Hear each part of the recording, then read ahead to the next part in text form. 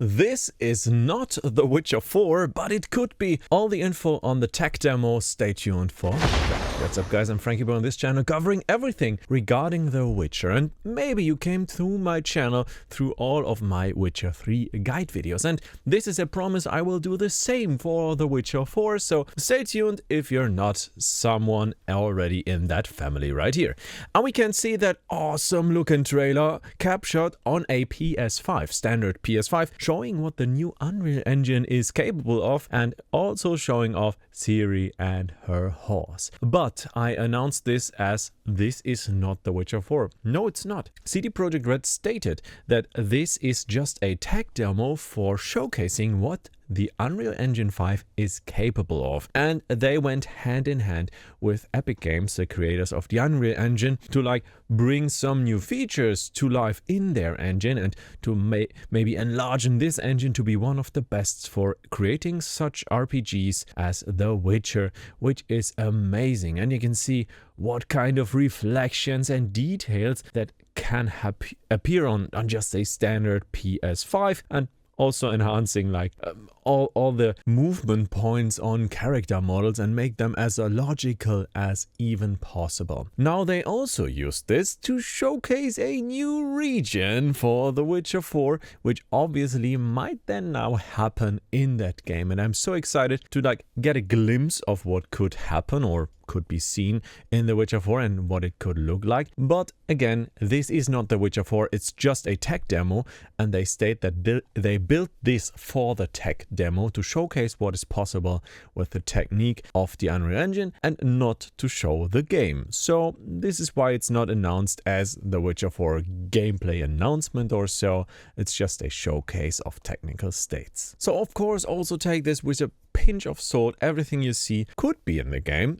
I mean, why develop things that work 2 times? Because it's already looking awesome. Obviously, this is not real, actual gameplay, as stated on the bottom again. Yet we can already see how beautiful this new region will look like. It's just so awesome what we can see on that screen right here. Everything is perfectly rendered, and I mean, it's a technical presentation, of course it is more amazing than having new Witcher content, even though there's still maybe some time to pass by until that game will finally come out. And we can now see Ciri moving over a bridge, and this reminds me of entering Oxenford in The Witcher 3, of course. Everything is just so red and bluish, and to be honest with you, this seems like a pretty solid state of a game if it was gameplay.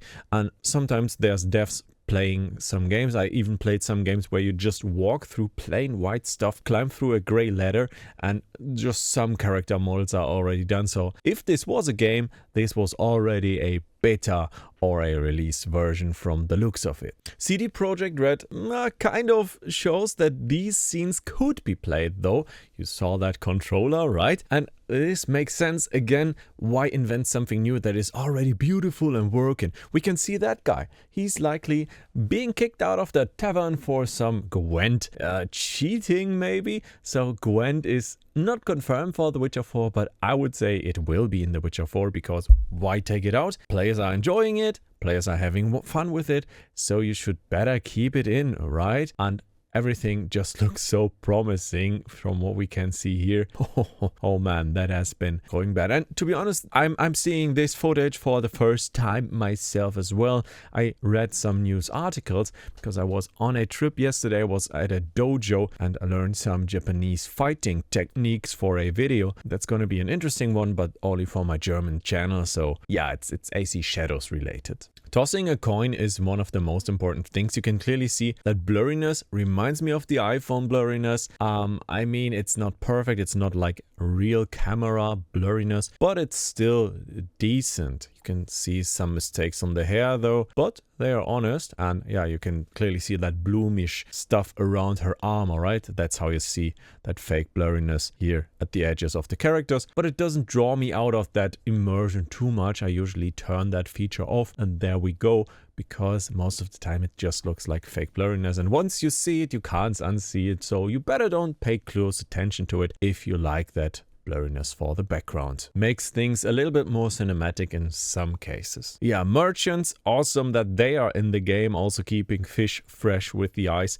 to make it not make it stink around in town. And it's still amazing that this is a normal PlayStation 5. I can't believe my eyes that this is a standard PS5. I mean, yeah, of course you have to sacrifice for some features or maybe a little bit more resolution. Obviously this will work with up and down scaling features to then like increase the FPS for some more fake resolution, etc. Obviously it's gonna have some AI features, I guess, as well to increase the image quality and not make the PS5 burn to death. And of course, if this was captured on a PS5 Pro and a PC, it would have even more ray tracing, maybe ray traced shadows or path tracing as well, and of course still higher resolution and more. So obviously this is not the best state of The Witcher 4. This is just the standard PS5, and this makes me so happy for everybody on the standard PS5 because normally nowadays games could look much better,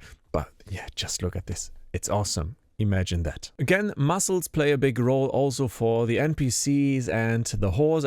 As we've seen, it's like a new metahuman technique from Epic, and CDPR also managed to put their like pinches of salt on that technique to further improve it. Like, that's a collaboration that we needed, I think, right? The Witcher 4 is still the first Unreal project from CD Projekt Red, and this of course is like a big hurdle to pass, a big thing to then like hopefully manage to bring it to life in an awesome state. This looks great, but yeah, let's keep in mind The Witcher 3, the first trailer looked more awesome than the release date of The Witcher 3 as well. It had a lot of downgrades. Nowadays, The Witcher 3 looks like in the E3 presentation that you guys maybe remember if you have played it back then, but it did not look that awesome in the release date. And maybe that's part of the reason why they don't say, yeah, this is the game, because they can now take out things without like having anybody complain, because they did not say this is the game, this was a tech demo.